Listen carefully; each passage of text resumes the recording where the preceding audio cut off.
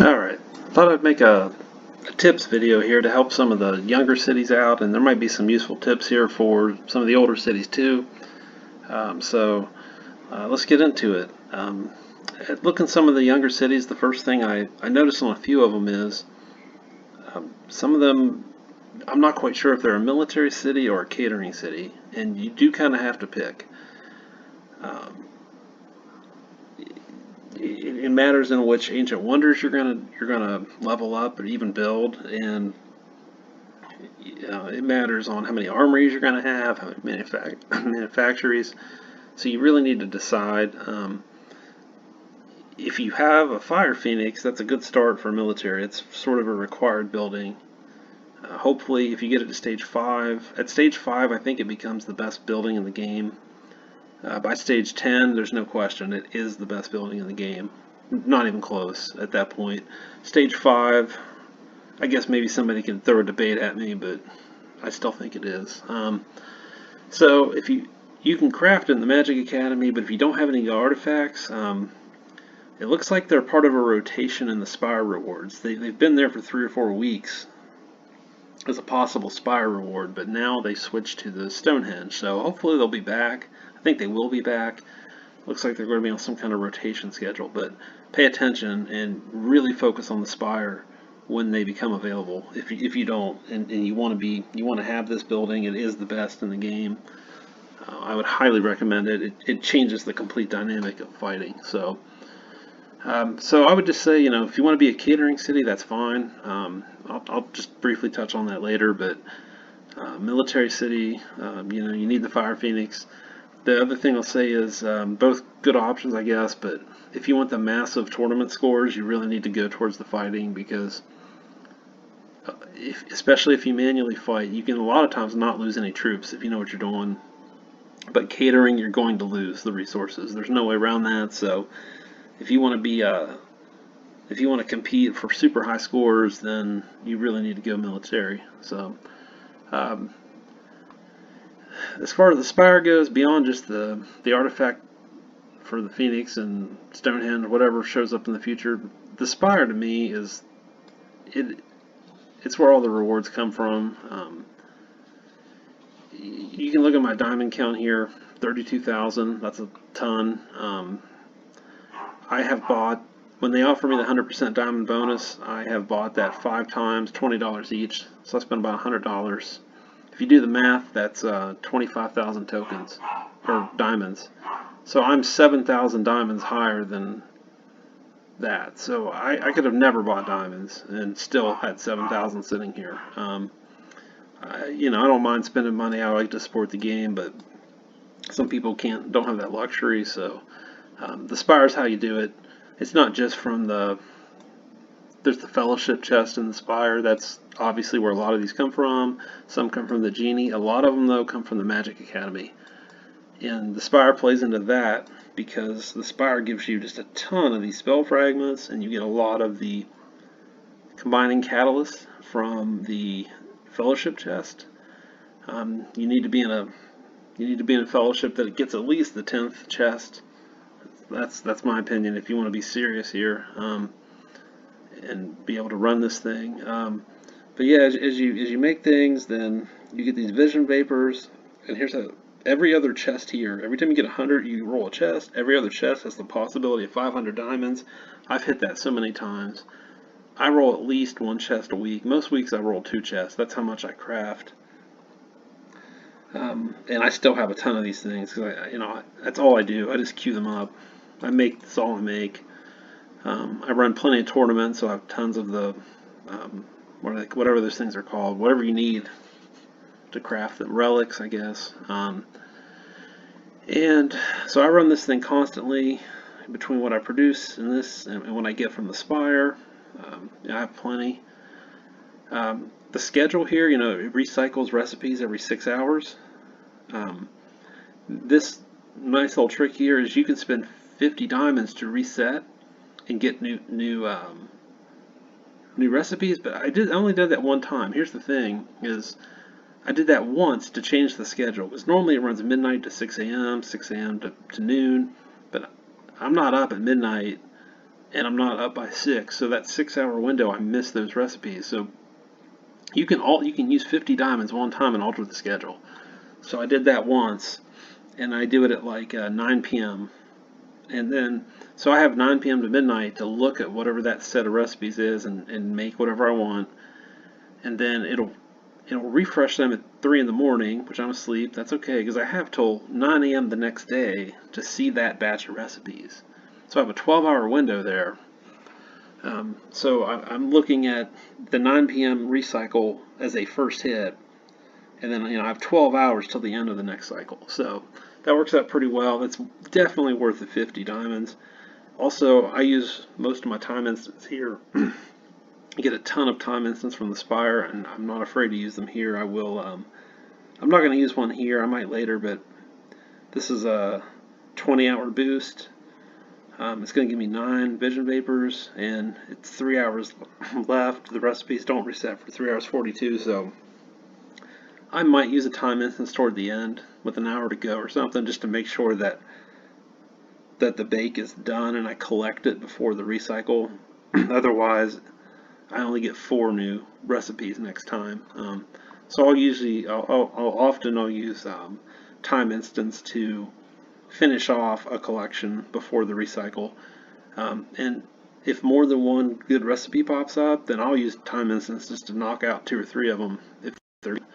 And speaking of good, the order you want here is, the priority of what you want here is military buildings, the tree buildings.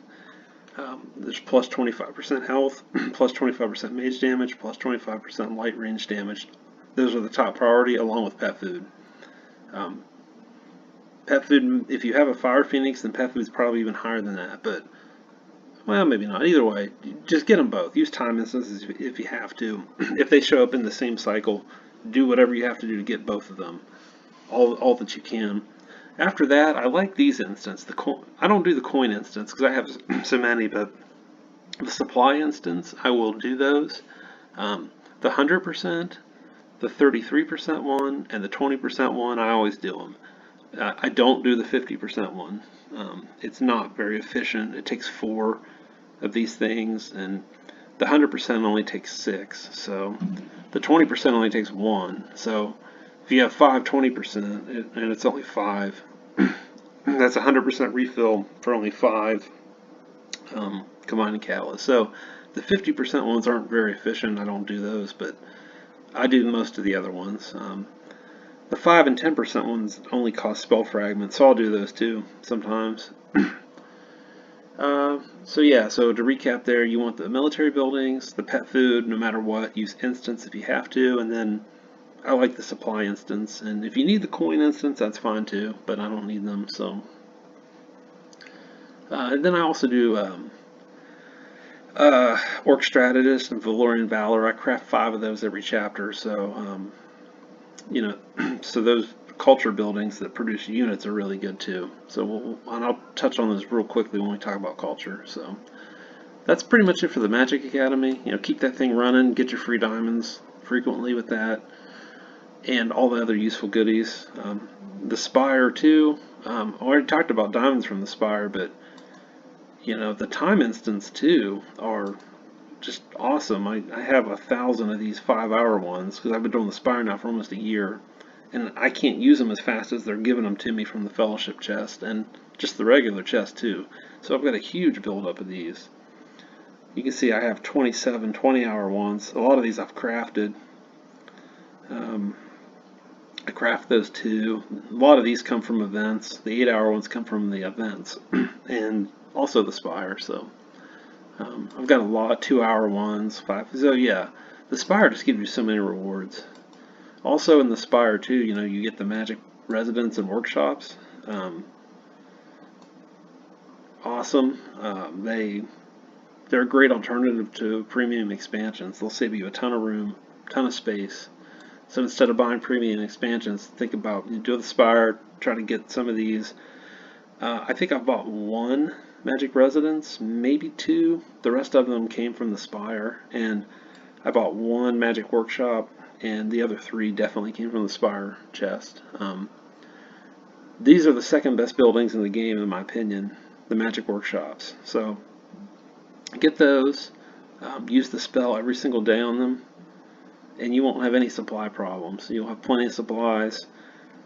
I've got a regular workshop. I'm just going to get rid of it. I don't need it. I'll use this teleport scroll on it, but I probably only need 3 of these things, but I've got 4. I use the extra supplies. I buy goods from the wholesaler with them, I think. But so yeah, again, I'm looping back to the Spire, but you get so much good stuff there. It really changes how you can play this game. Culture.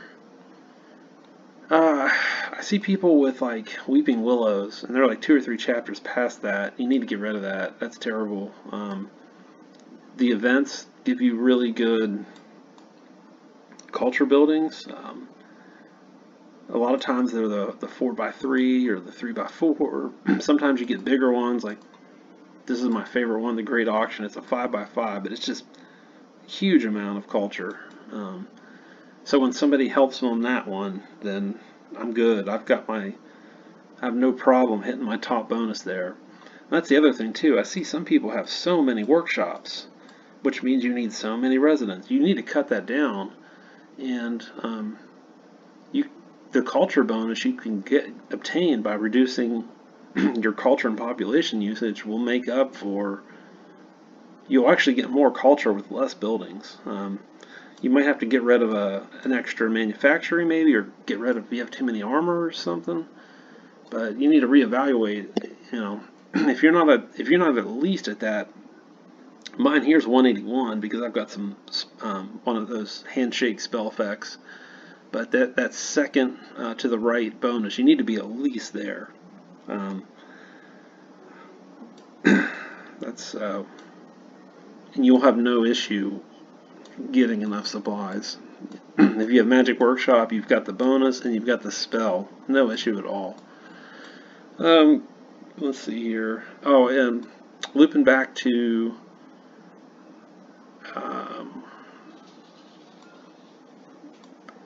if you are a catering city, then for Ancient Wonders, you're going to want the Blooming Trader Guild. Just keep dumping stuff in there. Get it as high as you can. It is in my opinion, it is the best Ancient Wonder for a catering city because the wholesale offer percent, you know, you want to get that up to like 400%. You can trade goods at a 1-to-1 ratio, and then the amount of goods you get for the same amount of gold and supply, it's like 4 times. So you're going to need that. You're going to need a lot of supplies, and you're going to want the freedom to exchange them yourself and not have to rely on your fellowship to try to get scrolls or silk or whatever it is you need. You'll just be able to trade it 1-to-1, and you know, you're not going to be stuck not having what you need. Mountain halls is another one. I see a lot of people for catering cities say that's important. Yeah, probably, but I've got a military city, so I wish I wouldn't have built that. I guess it's okay population for me, but that goods production boost is just really a waste for me, I think. It doesn't do me much good. For military cities, you want any Ancient Wonder with a training speed boost and or a damage boost. If it's an and, you definitely want it. But some of them, like Needles, it's a production boost and a damage boost. Or, I'm sorry, a training speed boost. That's a great one. If you're a military city, you know, you obviously want the sanctuary, or if you're an elf, I think it's called Martial Monastery. You want that one for the extra health. So, you know, you can figure that out. But if you're a catering city, I wouldn't spend the space for those. You know, maybe the Needles, so that you can boost your barracks. But if I'm a catering city, I'm only building the barracks. I'm not building the training grounds. I'm not building the mercenary camp. You know, stick with the barracks, and then get your free troops from your Orcs of Grounds of Orc strategists and the Valorian Valors. These are great culture buildings too. I forgot to mention this. I keep a lot of these things. I've got this little wing of my city up here. It's got space for 10. So every chapter, I craft 5 more and replace the oldest ones. You can see I'm still waiting on a 5th one there, but I keep at least 10 of these, and actually I got extra room right now, so I've got them scattered throughout my city. I've got quite a bit of them hanging around.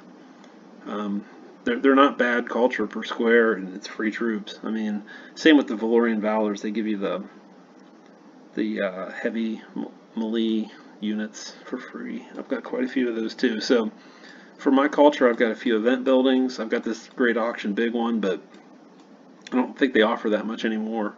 But you can still get these good 3x4, 4x3, even a 5x3 one they had last event. Get those, drop those in, and then really fill out your culture needs with these Orc Strategist and Valorian Valors. It's a great, efficient use of space. Let's see. Runes for your Ancient Wonders too. Just another trick real quick is like I don't do endless evacuation, so I build up quite a bit of rune shards. So when I get a new Ancient Wonder and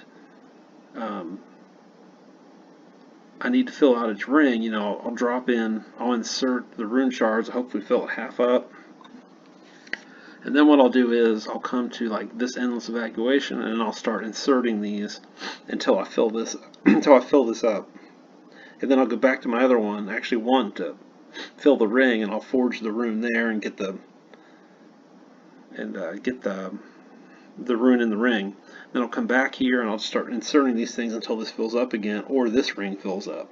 But once this ring gets almost full, you get quite a few of these broken shards before it fills. But once this eventually fills, just build it. Build it and then tear it down. It'll come right back to your inventory. Here's empty. Like, I've built and torn this thing down like 3 times now. And I've got plenty of rune shards because I get them from the tournament, whatever. I've got a couple other buildings too. I do the same with the Great Bell Spire. I've done him sort of recently, and that's why I'm only down to 32 there. But I don't ever have problem when I get new Ancient Wonders. I use these crappy ones from early on, like Endless Evac, Great Bell Spire, Watchtower runes, all these things. I'll use them to fill other Ancient Wonders, and then I will build them and just delete them and reset their rings. So it's a good way to, you don't necessarily need the runes for whatever wonder you want. If you have extra rune shards for those crappy ones, you can take advantage. Let's see here. I think that's about it. Elven Architect, if you don't know what that is, you need to check that out. You can play around with your city. Go to elvenstats.com and you can find yourself. There's on your page, it'll show you information about yourself, and there's a link to load your city inside of Elven Architect. And it's a good way to plan out what you want to do with your city before you do it and start moving stuff around. Teleport scrolls are less than a year old, or about a year old. They made life a lot easier when it comes time to move stuff around. Before that, it was difficult, but now you can like stow buildings away and bring them back, so that's been helpful. And the main thing is, like I said, if you want all the conveniences of time boost and diamonds and military buildings, you got to really do the Spire. That's where you get the resources to do all the crafting. You just flat out get awesome prizes in the Spire itself. That's my advice, is find a fellowship that does the Spire. We've just committed to high halls, complete high halls minimum. That's the 2nd level, so we got a lot of new members, and that's partly why I'm making this video, just to help some of the younger cities. But we're recommitting to get that 11th chest every week, and hopefully the 12th gold chest for the diamonds too. But if you're not in my fellowship, somebody happens to find this video, then if you want all this stuff, then you need to be in a fellowship that's going to get you those fellowship chests in the Spire. Otherwise, the Spire can get expensive resource-wise, and if you're not getting those time instants back from the fellowship chest, then it's a drain. But if you get those time instants and those combining catalysts from the fellowship chest, you actually make more in the Spire than it costs to do it. So then you get all the personal rewards, you know, so that's just great. I think that covers most of what I wanted to say, so hopefully some of this has been helpful and help some of the new members in my fellowship. And if you're watching this and you have any questions, just shoot me the questions. Thanks.